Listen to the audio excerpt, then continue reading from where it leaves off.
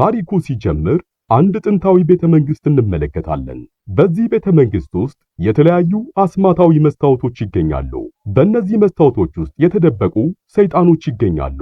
እናም ይህንን ያላወቁ ፓይሬቶች ቤተመንግስት ውስጥ ይገኛሉ። አስማታዊ መስታወቶቹን እያለፉ እያለ ድንገተኛ ጥቃት ከሰይጣኖቹ ይሰነዘርባቸዋል። ድንጋጤ የገባቸው ፓይሬቶች በፍጥነት ከቤተመንግስቱ እግሬ አውጭኝ እያሉ ነው። ነገር ግን በዚህ ድርጊታቸው የተበሳጨው የፓይሬቶቹ መሪ ፒስትሉን ያወጣና አንዱን ፓይሬት ተኩሶ ይገድለዋል። ይህ ሰው ሰለሞን ኬን ይባላል። ምንም አይነት ፍርሃት ያልፈጠረበት ሰው ነው። እናም ዛሬ የሰይጣኖቹን ቤተመንግስት ሰብረው ገብተዋል። ከዚህ መውጣት ግን በፍጹም የማይታሰብ ነው። ከሰለሞን ኬን በስተጀርባ ያለው በር ቀስ ብሎ ተከፈተ። ከዚያም ብቻውን ወደ ተከፈተው ክፍል አመራ። ክፍሉ በወርቅ የተጥለቀለቀ ክፍል ነው። ፈገግ አለ፣ ደስም አለው። ነገር ግን በዚያው ቅጽበት በሩ ከጀርባው ተጠረቀመበት። ነገር ግን ኬን ምንም አይነት ፍርሃት ፊቱ ላይ አይነበብበትም። በኬን መዝገበ ቃላት ፍርሃት የሚለው ቃል የለም። ወለሉ ላይ በርከክ ብሎ ወርቆቹን ዘገነ። በዚያች ቅጽበት ወለሉ ላይ ተጋድሞ የነበረው ሰይጣን መንቀሳቀስ ጀመረ። በዙሪያው ጥላሸት የሚመስል ጣዕረ ሞት ከበበው። ከዛም ዙፋኑ ላይ ፊት የሌለው አካል ተቀምጦ ተመለከተ። ይህንን አስፈሪ ነገር ቢመለከትም ያለምንም ፍርሃት ፒስትሉን አውጥቶ ደቀነበት። የገሃነም አዳኙ ሰይጣን ጥቁር አስማቱን ላከበት። በማይታይ ልዩ ኃይል ኬንን መሬት ላይ ጣለው። ከዛም ይጠጋውና የጥቁር አስማት ኃይሉን ወደ ኬን ያስገባበታል። በዚህ ቅጽበት ይህ ሰይጣን እንደ እሳት የሚነድ ጎራዴውን ያነሳና ኬንን ሊጨርሰው ይሰነዝርበታል። በማይታመን መልኩ ኬን ይህንን የሚንበለበል ጎራዴ መመከት ይችላል። ሰይጣኑም ሳይገረምበት አልቀረም። በዚህ መሃል ታዲያ ኬን ያለውን ፍጥነት ተጠቅሞ መስኮቱን ሰብሮ ይወጣል። ከዚያም ማምለጥ ቻለ። ነገር ግን ነፍሱ በሰይጣኑ መንፈስ ተይዛለች። ነገር ግን ከዚህ ክፉ መንፈስ ለመላቀቅ ይጠፋና ወደ አንድ ገዳም ያመራል። በደም የተጨማለቁ እጆቹንና መላ ነፍሱን እዚህ አጥባቸዋለሁ ብሎ አስቧል። ነገር ግን የገዳሙን አንድ ቄስ ያገኝና ሁኔታውን ሲያስረዳቸው ቄሱም ሰለሞን ገና ያልጨረሰው የማይፈቱ ነገሮች ስለሚቀረው ለጊዜው እዚህ መቆየት እንደማይችል ይነግሩታል። ኬን ምንም ያህል ቢለምናቸውም ሳይስማሙ ይቀራሉ። በመጨረሻም ኬን ምንም አማራጭ ስላልነበረው ገዳሙን ለቆ ለመሄድ ይገደዳል። ነገር ግን በሚሄድበት መንገድ ሁሉ የጣዕረ ሞት መንፈስ ይከተለዋል፣ ይረብሸዋል። መንገድ ላይም ወሮ በሎች ያገኙትና ምንም ገንዘብ ስላላገኙበት በንዴት ጭንቅላቱን ይመቱትና ፌንት አስበልተውት ጥለውት ይሄዳሉ። ኬን በዚህ ሰዓት ሰው መግደል ኃጢአቱን ይጨምርብኛል ብሎ ነበር ዝም ያላቸው። ኬን ከፌንቱ ሲነቃ ሜሪዲትስ የምትባል ቆንጆ ሴት ይመለከታል። ከተወሰኑ ጊዜያቶች በኋላ እርስ በርስ መተዋወቅ ይጀምራሉ። ሜሪዲትስም በኬን አስገራሚ ታሪኮች ተደምማ በኬን ተስባለች። ከሜሪዲትስ ቤተሰብ ጋርም ደስ የሚል ቆይታን ያሳልፋል። ነገር ግን ይህ ሁኔታ ብዙ አልቆየም። በጠንቋዮች የሚላኩ ክፉ መንፈሶችና ጣዕረ ሞቶች አሁንም ይመጡና ይረብሹታል። የሰው ልጅ ሕይወት ምንም ትርጉም እንደሌለውም ይረዳል። እናም ለአጭር ጊዜ የኖረበት መንደርም በሞትና በተለያዩ አደጋዎች ይመታል። አካባቢው በሬሳዎች ማንም እስካይተርፍ ድረስ ይሞላል። ከሬሳዎቹ መሃል ግን በተአምር የተረፈች አንዲት ሕፃን ልጅ ያገኛሉ።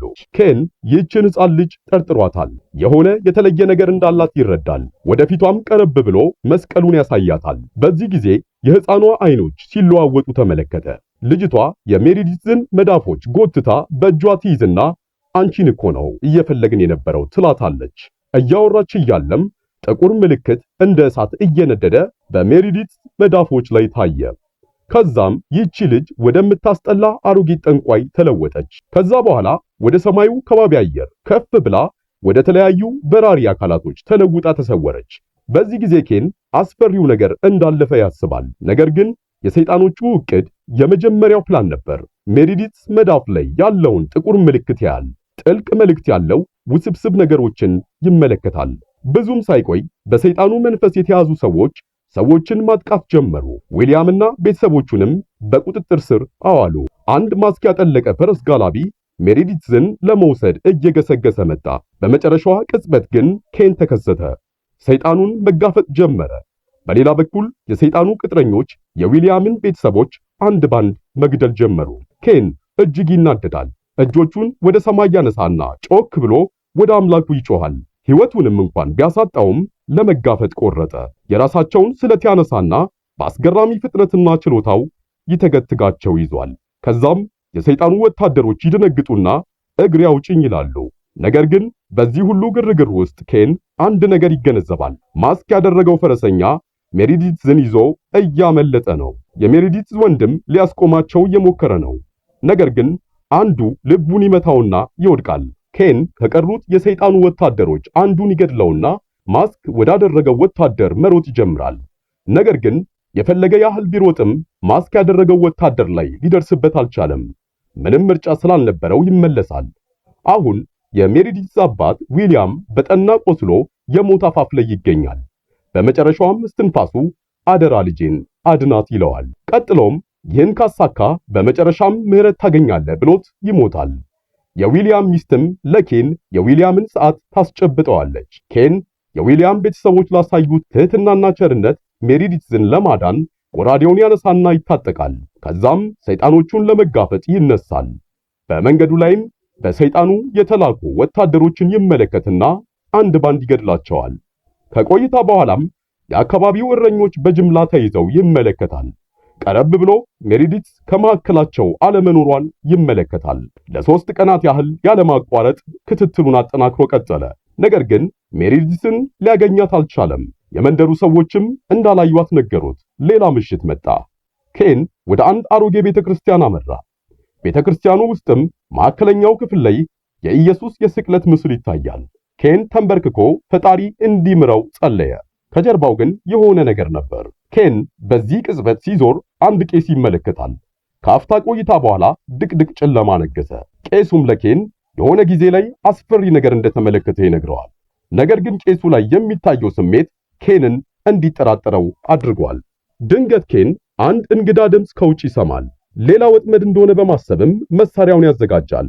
ኬን እሳት ለኩሶ ውስጡን ሲመለከት ራሳቸውን የሳቱ በሰይጣኑ መንፈስ የተያዙ ሰዎችን ጨለማ ውስጥ ተመለከተ። ሊያጠፋቸው ተንቀሳቀሰ። ነገር ግን ቄሱ አስቆመው። ድንገት ግን ቄሱ ኬንን ገፍትሮ ወደ እነዚህ ሰዎች ጨመረው። ኬን ሕይወቱን ለማዳን የቻለውን እየታገለ ነው። ከዛ በኋላ ግን ሚስጥራዊ የሆነ ነገር ቤተክርስቲያን ውስጥ ይከሰትና ቄሱን ይገድለዋል። ኬን ጎራዴውን በመጠቀም ለማምለጥ እየሞከረ ነው።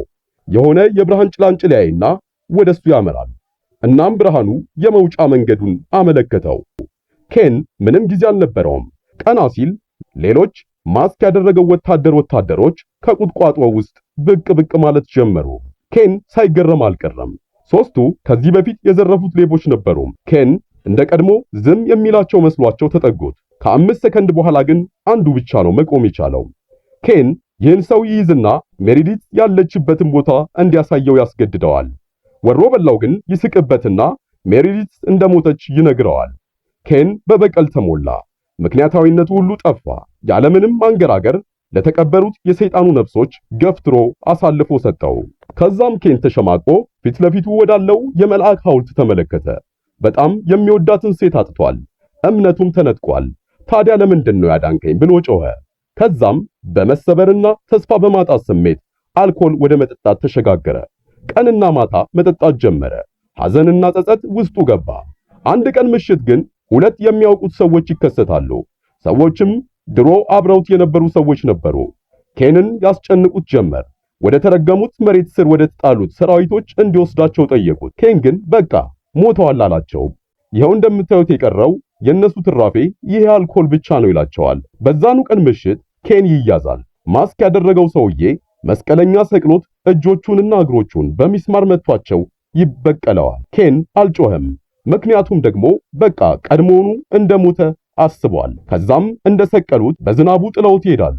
ዝናቡ ቁስሉን እያጠበለትና ነፍሱን እያጸዳለት እንዳለ ተሰምቶታል። በዚህ መሃል ግን አንድ እስረኞችን ይዞ እየሄደ ያለ ጋሪ ይደርሳል። ከእስረኞቹ መሃልም አንዷ ሜሪዲትዝ ነበረች። አልሞተችም። አይን ላይን ተያዩ። የአፍታ ቆይታ። ኬን አዲስ ጉልበትና ጥንካሬ ተሰማው። ከተመታበት ሚስማርም ራሱን አላቆ መሬት ላይ ወደቀ። አንዱ ይቀርበውና ሻሞላውን ያነሳል። ኬን አንድም ረፍት ሳይሰጣቸው 10ሩንም እዛው ይገድላቸዋል። አሁን ግን ለመዋጋት አቅም አንሶታል። በዚህ ጊዜ አንዱ ሊጨርሰው እጁን ሲያነሳ የኬን ታማኝ ጓደኛ ኬንን ሊያድን ቦታው ላይ ይደርሳል። አሁን ኬን አይኖቹን ሲገልጥ አጠገቡ ጠንቋያዋን ይመለከታል። የምታድነው ብቻ አይደለችም፣ ይቺ ጠንቋይ የወደፊቱንም ማየት ትችላለች። ኬን ቁስሉ እንደዳነለት ጓደኛውን ወደ ጨለማው ቤተ መንግስት ይዞት ይሄዳል። ይህ ቤተ መንግስት ልጅ እያለ ያደገበት ነው። አሁን ላይ ግን የተረገሙት የሚታሰሩበት ሆኗል። አባቱ በጨካኞች እዚህ ነበር የተገደለው። በዚህ ጊዜ ኬን ሜሪዲትዝን ማዳንና የቤተሰቦቹን በቀል ሊወጣ ተነሳ። ከጉድጓድ ውስጥ መውጣት ሲጀምሩ ጠንቋይዋ ፊት ለፊቱ ትከሰታለች። ምንም ነገር ከማውራቷ አስቀድሞ ኬን ጎራዴውን ወረወረና ገደላት። ወደ ጥልቁም ወረወራት። ከዛም ከእርግማን ሰራዊቶቹ ጋር ደም አፋሳሽ ጦርነትን አደረገ። የኬን ባልደረቦችም በከፍተኛ ሁኔታ ተዋጉ። በመጨረሻም ብርሃናማ ፍትህ ከነኬን ጋር አበረ። ከዛ በኋላ የቤተ መንግስቱ በር ተከፈተና ባለማስኩ ሰውዬ ወጣ። ከኬን ጋር ከፍተኛ ትግል አደረገና በመካከሉ ኬን መሬት ላይ ይዘረራል። ነገር ግን ይሄ መውደቅ የኬን ልዩ ብልጠት ነበር። ከጀርባው ያለውን በር ተመልክቶ ራሱን ወደ ኋላ ወረወረ። ከዛም በቤተ መንግስቱ ግንቦች መሃል ተሸሸገ። የልጅነት የቤተ መንግስት ትዝታዎቹን እያስታወሰ ጠባቂዎቹን አልፎ ጥብቅ የሆነው እስር ቤት ጋር ደረሰ። አባቱን ተመለከተ። እንዳሰበው አባቱ አልሞተም፣ አርጅቶ ይመለከተዋል። ለቅጽበት ያህል መራራ የሆኑ ትዝታዎች ተረሱ። ኬን ይቅርታ ጠየቀ። ወንድሙን ለመጉዳት ሆን ብሎ ያደረገው ነገር እንዳልሆነም ለአባቱ ነገረው። ነገር ግን አባቱ አስፈሪውን እውነት አጋለጠ። እነዛ የተረገሙ ወታደሮች የተፈጠሩት አንተና ወንድም በሰራችሁ ስህተት ምክንያት ነው። የኬን ወንድም ከተከሰተው አደጋ ከፍተኛ ጉዳት ደርሶበት ያን ጊዜ ማምለጥ ችሎ ነበር። ከዛ በኋላ ነበር አባታቸው ወደ ጠንቋይነት የተለወጠው። ከዛም የኬን ወንድም ወደ ጨለማው አሰራር ገባ። እናም ፊቱ እንዳይታይም ጥቁር ማስክ ማድረግ ጀመረ። ከጊዜ በኋላም በጨለማው አሰራር ጥንቁልናን ተማረ። በመቀጠልም በዙሪያው ያሉትን ሰዎች የሱ ቡችላዎች አረጋቸው።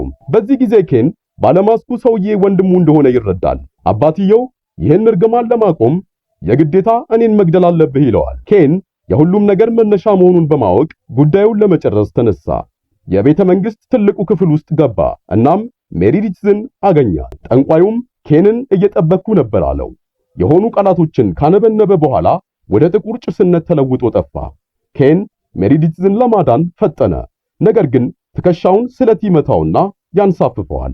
አሁን ባለማስኩ ሰው መጥቷል። ኬን ወንድሙ እንደሆነ ሊያስረዳው ይሞክራል። ነገር ግን አንዴ በጨለማው ተወስዷል። ሊሰማው አልፈቀደም። ኬን ሜሪዲትዝ እንድትሮጥ ነገራት። በዚህ ሰዓት ጠንቋዩ ይከሰትና ሜሪዲትዝ በፍጹም ታርጌታቸው እንዳልሆነች፣ በምትኩ ግን ኬንና ኬን ብቻ እንደሆነ ይነግረዋል። ከጀርባው ትልቅ መስታወት ሲረግፍ ይሰማዋል። ከውስጥ የታሰረ ሰይጣን ነፍሱ ተጠምቶ ይመለከታል። ጠንቋዩም የሜሪዲትዝ ደም መስታወቱን ሲነካው ሰይጣኑ ነፃ ይወጣል።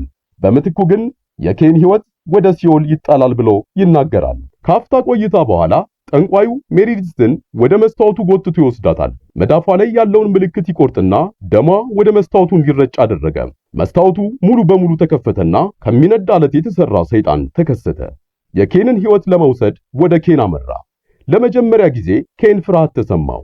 እንደምንም ሕይወቱን ለማቆየት መጣጣር ጀመረ። በዛው ቅጽበት ሜሪዲትዝ ነፃ ትሆናለች። በዚህ ጊዜ ኬን ሽጉጡን ያነሳና አንድ ጥይት ተኩሶ የጠንቋዩን ግንባር ይመታዋል። የጠንቋዩ ደምም በመስታወቱ ላይ ይረጫል።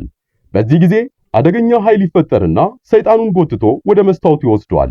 በተጨማሪም የኬንንም የኃጢአት ነፍስ ጎትቶ ያወጣለታል። አሁን ተጠናቋል። ዊሊያም ልክ ነበር፣ ቄሱም ቢሆን ልክ ነበሩ። አዎ ኬን ስርየት ያስፈልገዋል። ከዛም ኬን ሜሪዲትዝን ወደ እናቷ ወሰዳት። ነገር ግን ይሄ ጦርነት አሁንም እንዳላበቃ ያውቃል። አዎ ትክክለኛ ሰይጣን መቼም አያርፍም። አሁን ኬን እንደ ቀድሞ ለብልጭልጭ ነገርና ለበቀል ሳይሆን የጽድቅ መንገድን ለመከተል ቆርጦ ተነስቷል። ታሪኩ ተጠናቋል። ፊልም ወዳጅ ከሆናችሁ ቻናሉን ሰብስክራይብ ያድርጉ። በቀጣይ በሌላ ፊልም እንገናኝ። መልካም ጊዜ